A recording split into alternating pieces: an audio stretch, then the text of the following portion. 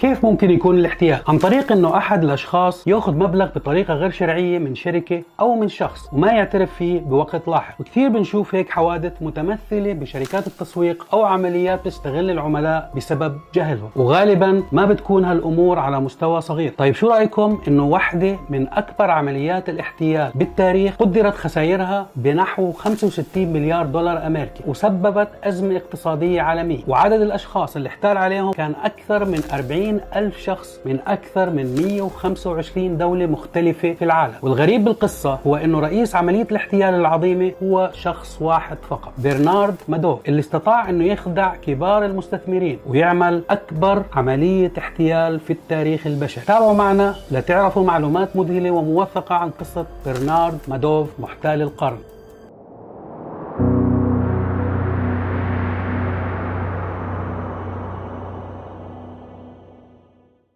السلام عليكم واهلا بكم في حلقه جديده من سحابه المعلومات. معكم خالد عبد الرازق، واليوم ان شاء الله حنتكلم عن اكبر عمليه احتيال في التاريخ واحد اسباب الازمه الاقتصاديه في عام 2008. برنارد لورانس مادوف، والملقب ايضا ببيرني مادوف، وهو ممول امريكي ولد في 21 ابريل من عام 1938 في نيويورك بالولايات المتحده الامريكيه لعائله عاديه، وكان والده بيدير متجر لبيع الادوات الرياضيه في نيويورك. وبسبب الحرب الكوريه فتره الخمسينات خسر والده عمل وما كان طالع بإيده أي حيلة، وعلى حسب قول بيرني في آخر أيام حياته بالسجن إنه هذا الحدث كان هو المحرك الرئيسي له ليصنع ثروة كبيرة مهما كلف الأمر وبأي طريقة ممكن. وبالفعل فبيرني مادوف بدأ بالدخول إلى عالم الأموال والاستثمار لما كان عمره 22 عام فقط، وكانت بدايته لما أسس شركة صغيرة معنية بتداول الأسهم وأطلق عليها اسم برنارد إل مادوف انفستمنت سيكيورتيز، وبدأ عمله عن طريق إقناع أقاربه وعائلته بالاستثمار مع شركته بمبالغ بسيطة نسبيا. وقامت الشركة بمبلغ صغير جدا وهو 5000 دولار فقط، جناها من عمله بتركيب مضخات المياه، وتمت زيادة المبلغ بعدها عن طريق اقتراضه 50,000 دولار من زوج أمه. ومن هون بلشت أعمال بيرني، وبعدها أسس أخوه لبيرني شركة متخصصة في تقنيات الذكاء الاصطناعي، واللي كانت أحد أسباب نجاح بيرني، لأنه هالتقنية كانت بتفرج العملاء فيها إنه الاستثمارات اللي كان بيعملها كانت ناجحة تماما بطريقة إلكترونية. وعلى كل حال بدأت استثمارات بيرني تكبر شوي شوي لحتى صار إلها قاعدة كبيرة، وهيك بلش بيرني بأنه يكون علاقات كبيرة مع المستثمرين، وبلش يكون صداقات مع رجال الأعمال الكبار بنيويورك ليقنعهم بالاستثمار. وطبعا لما شركة مادوف بدأت تكبر وأصبح المستثمرين فيها من كبار رجال الأعمال ما عادت بنفس البساطة اللي قامت عليه، وبحركة ذكية منه ما كان يقبل أي مستثمر، لحتى صار قبول المستثمرين معه هو علامة على المكان العالي للشخص. ولكن كيف يا ترى قدر يقنع الكبار بالاستثمار معه؟ ببساطة لما كان يكون علاقات طيبة مع المستثمرين كان يستغل آرائهم الإيجابية بالشركة ليقنع المزيد من العملاء بأنهم يستثمروا معه، إضافة لأن بعض المجموعات الكبيرة كانت تستثمر معه بأموال كبيرة جدا مثل شركات كارل شابيرو وجيفري بيكوير وستانلي تشيس ونورم ليفي. وهالشركات كانت شركات مغذية، أي إنها شركات استثمار كانت بتأخذ الأموال من المستثمرين وبتحطهم بشركة مادوف نفسه، وهيك كان عملائه بيستفيدوا والشركات نفسها بتستفيد من مادوف. طوال مدة 20 عام من تأسيس شركة مادوف كانت الأمور عم تمشي بنحو ممتاز، ومع بدايات الثمانينات أصبحت شركة مادوف واحدة من الشركات الكبيرة لدرجة أنها كانت بتعامل مع نحو 5% من التداولات ببورصة نيويورك. وبهاي الفترة أصبح مادوف واحد من أبرز المتداولين في البورصة بنيويورك، وحتى أنه كان واحد من المؤسسين لبورصة ناسداك. ولكن بدأ المخطط البونزي يطغى على أعمال مادوف. والمخطط البونزي هو طريقة معروفة في الاحتيال، وهي إيهام المستثمرين بأنهم حيحصلوا على عوائد خيالية من استثمار بعض من أموالهم في الشركة. وبالحقيقة شركة مادوف كانت بتعطي الفوائد والأرباح فعلا لأصحابها، ولكن الأرباح ما كانت فعلية، بل إنها كانت جزء من أموال المستثمرين الجداد. والسلسلة ممكن تمتد إلى ما لا نهاية نظريا، لأنه طول ما إنه في عملاء عم بيستثمروا فحيكون عندك القدرة على إنه توزع ووزع الأرباح على المستثمرين القدامى. وبالنسبة لرجل مخضرم من وجهة نظر المستثمرين، وهالرجل هو مادوف، فكان الجميع يحط أموال كثير بحسابات مادوف وهم واثقين من أرباحهم الأكيدة. وظلت السلسلة ماشية على هيئة شركات قانونية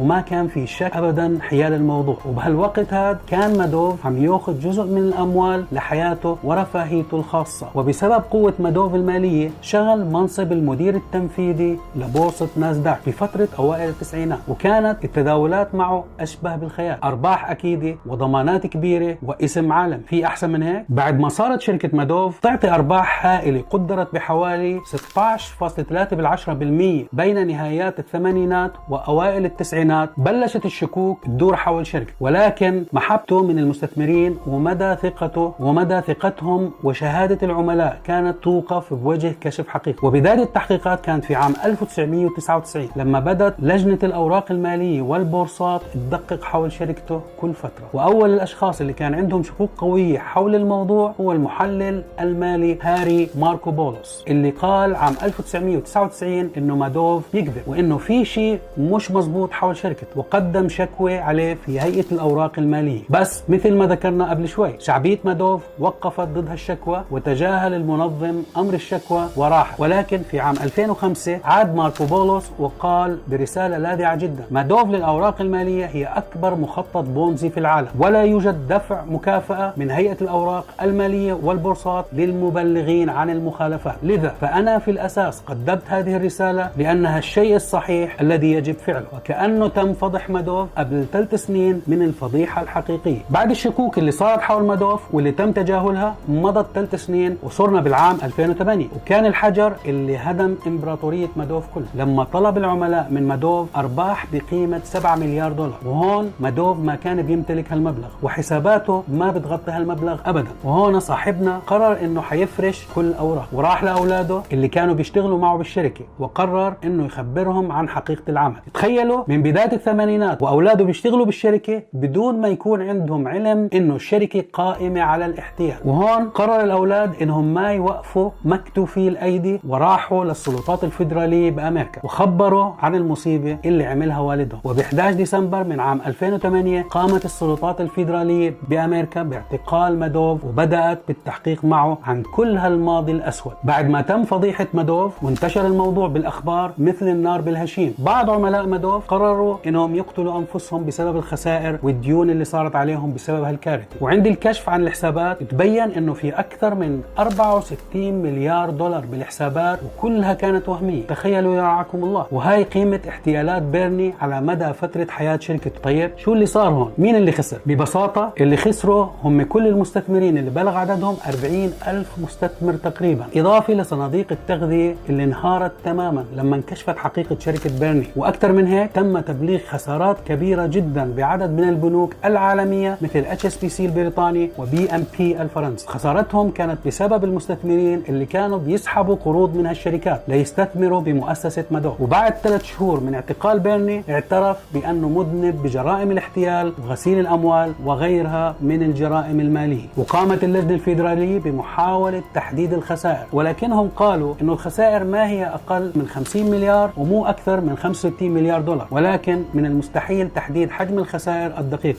ومع بيرني تم أيضا اتهام محاسبه ديفيد فريلينغ بتهمة الاحتيال، ولكن تبين إنه كان بريء من الموضوع. يعني إنه بيرني كان مستغفل الكل وكان هو المسؤول الأول والأخير عن حادثة الاحتيال هاي. وبيونيو من عام 2009 صدر حكم على بيرني وهو السجن لمدة 150 عام، وهي أقصى عقوبة يمكن تطبيقها قانونيا. وطبعا حبكة مادوف اللي استمرت لأكثر من 30 عام دون ما تنكشف ما انهارت بين يوم وليلة أو بسبب الصدفة، وإنما هالشي كان بسبب الأزمة المالية اللي وقعت بعام 2008 بالعالم وبالولايات المتحدة خصوصا. وهاي الأزمة كان بيرني سبب إلها وكان ضحية لإلها بنفس الوقت. وبسبب الأزمة المالية العالمية كان مادوف عم بتخبط بين البنوك ليقدر يخرج حاله من المأزق. بس مع عمليات سحب مادوف الهائلة واقتراضه من البنوك كانت بعض البنوك مجبرة على إنها تعلن إفلاسها. وهون بسبب الأزمات اللي كانت عم تحصل حاول كثير عملاء إنهم يسحبوا أرباحهم واستثماراتهم من شركة مادوف. وبنفس الوقت كان في عملاء جداد عم بيحطوا مبالغ عند مادوف لاعتقادهم إنه هالشركة بأمان من الأزمة المالية الحاصلة. تخيلوا يا رعاكم الله، أزمة مالية والناس صارت تهرب مادوف ببداية الأزمة المالية، بس الطلب كان أكثر من الإيداع بكثير، لهيك كانت إمبراطورية مادوف على وشك الانهيار، وكان حيتم كشف المخطط. ومع محاولات مادوف اليائس لإنقاذ نفسه كان عم بيحاول اقتراض بعض المال اللي ممكن يغطي فيه الدفعات اللي استحقها، بس بدون أي فائدة. فالبنوك كانت متوقفة عن إعطاء أي قروض، واستمرت الأمور تزداد سوء لغاية بداية ديسمبر قبل اعتقاله بأيام، لما بدأ يوضح الأمور وأخبر المقربين منه إنه شركته كلياتها كانت عبارة عن كذب كبير. النتائج الإنسانية لفعل بيرني ما كانت أقل من النتائج المادية، لأنه بسبب احتيال بيرني خسرت كثير مؤسسات غير ربحية كانت عم تستثمر مع بيرني من أجل القيام بأعمال خيرية. وإضافة لهيك اتدمرت عائلة مادوف بشكل كابر، لأنه أبناء مادوف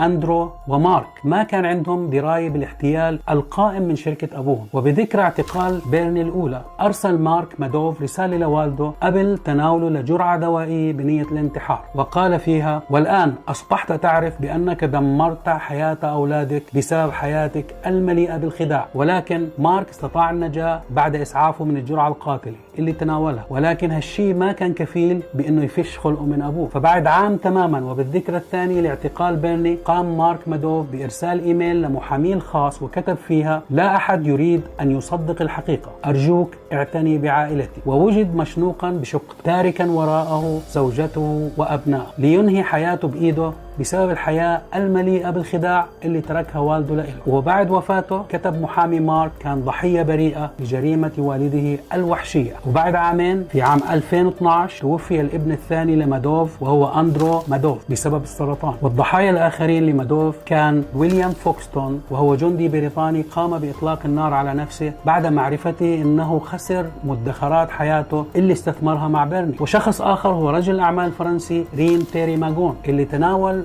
جرعة قاتلة من الحبوب المنومة وقطع وريده بعد معرفته انه خسر كل ثروته بعد ما استثمر $1,000,000 مع بيرني. تخيلوا يرعاكم الله. باختصار، عملية جني الأرباح والصعود بعالم البورصة بالنسبة لمادوف بلش ببداية عادية وبلش ينجح بشكل ممتاز بأول فترات حياته، ولكن الطمع اللي تولد عنده خلاه يكون رأس أكبر عملية احتيال عرفها التاريخ، من $5,000 لمصدر ثقة لكبار متداولي البورصة في نيويورك والعالم للاحتيال، وفي النهاية إلى السجن الذي توفي فيه ب 14 إبريل من عام 2021 بسبب مرضه. فتخيلوا لو إنه ألاعيبهم كشفت من البداية، أو تخيلوا لو إنه مادوف قرر يكمل مسيرته بشكل شرعي. يا ترى قديش كامل ممكن تتغير أموره؟ وهل شي مرة سمعتوا عن حوادث مشابهة أو شركات مماثلة لمبدأ البونزي حواليكم؟ خبرونا بالتعليقات تحت الفيديو. لو حاسين إنه الحلقة فادتكم ما تنسوا تعملوا لايك وسبسكرايب واضغطوا زر الجرس ليوصلكم جديد سحابة المعلومات، وشيروا الحلقة مع أصحابكم ليستفيدوا مثلكم. اتركوا لي استفساراتكم وتعليقاتكم